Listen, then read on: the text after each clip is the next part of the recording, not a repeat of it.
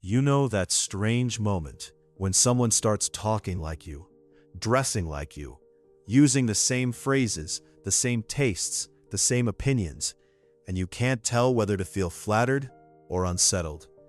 At first, it can seem harmless. Maybe they laugh the way you laugh now. Maybe they suddenly love what you've always loved. Maybe they begin presenting themselves in ways that feel strangely familiar. Most people treat this behavior as shallow. They call it fake, insecure, attention-seeking, unoriginal. And sometimes it can look that way from the outside. But human behavior is often more complicated than the label placed on it. Because what looks like copying is not always about stealing identity. Sometimes it is about searching for one. The psychology of people who copy others is rarely explained with much depth. People assume it's simply envy or dishonesty. Sometimes it is, but often there's more going on here than people realize. Human beings are shaped through imitation long before we are shaped through conscious choice. A baby copies facial expressions before they understand language. Children mirror tone, gestures, beliefs, emotional reactions, and social rules before they know they are doing it. The brain is built to learn through observation. Research in social neuroscience has shown that humans naturally mirror behavior as part of connection, learning, and belonging. In other words, imitation is not strange. It is foundational. Most identity begins as borrowed material.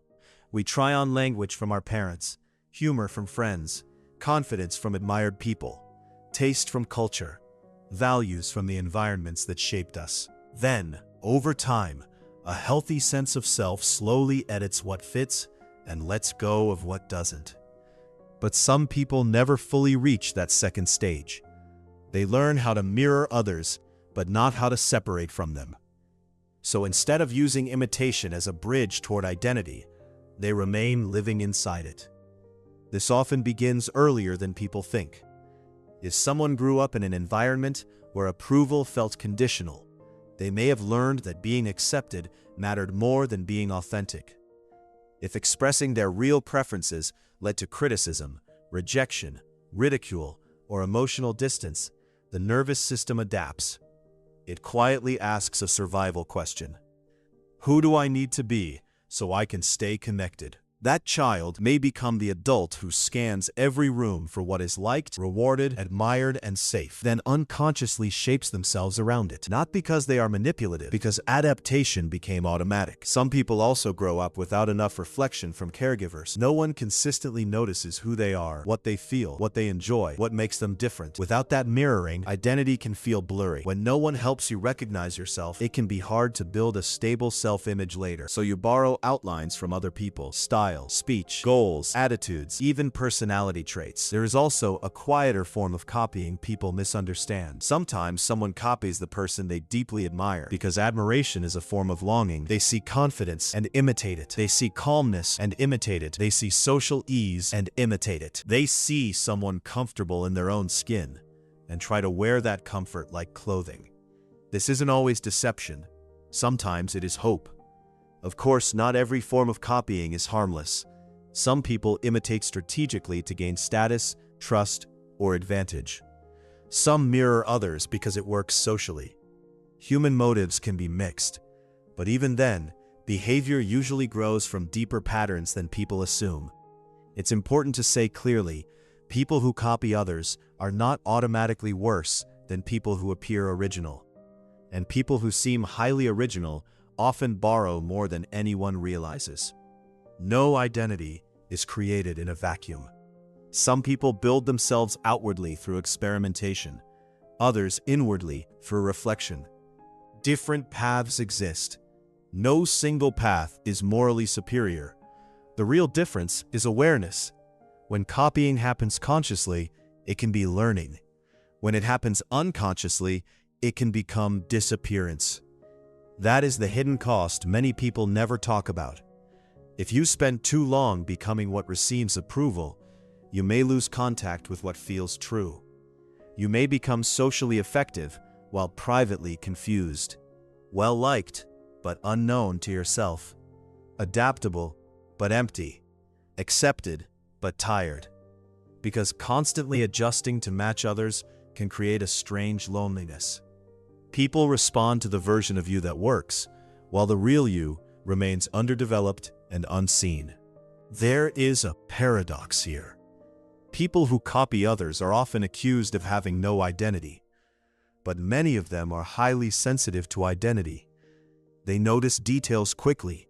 They read status, mood, taste, energy, group dynamics.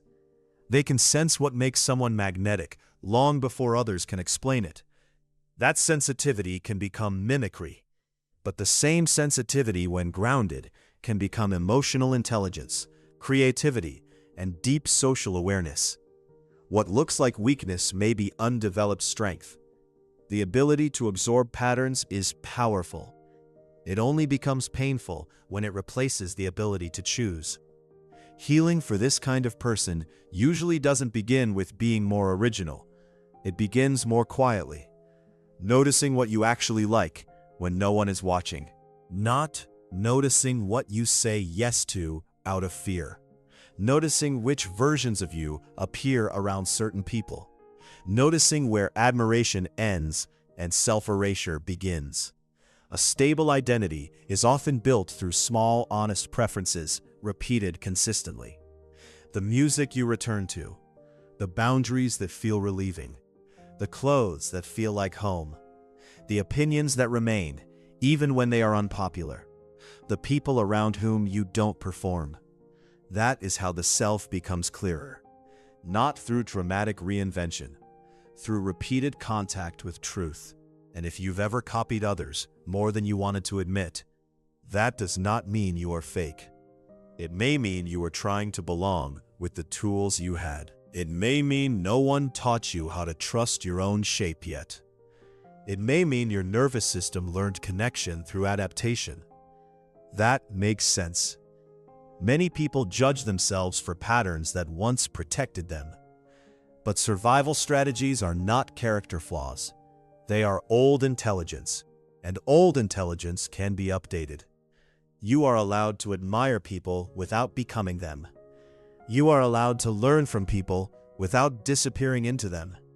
You are allowed to change without performing change.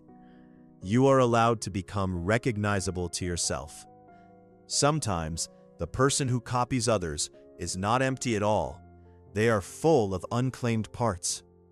And once those parts begin to gather, a real identity often appears more naturally than expected.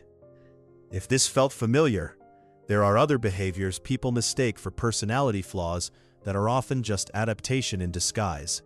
And once you see that, many things start making more sense.